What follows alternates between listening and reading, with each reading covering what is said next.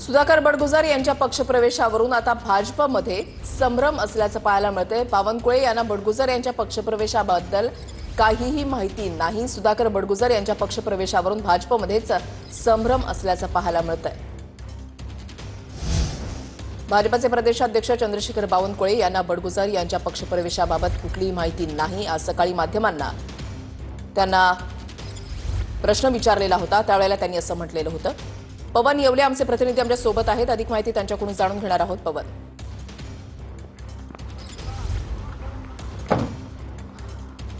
नक्कीच आपण जर बघितलं तर सुधाकर बडगुजर यांच्या ठाकरे गटातून हकालपट्टी झाल्यानंतर सुरुवातीपासूनच त्यांच्या भाजप प्रवेशाला जो आहे तो पदाधिकाऱ्यांकडून विरोध केला जात होता। अखेर आज सुधाकर बडगुजर यांच्या भाजप प्रवेशाचा मुहूर्त ठरलेला आहे आणि सुधाकर बडगुजर हे आता नाशिकहून मुंबईच्या दिशेने देखील निघालेले आहेत।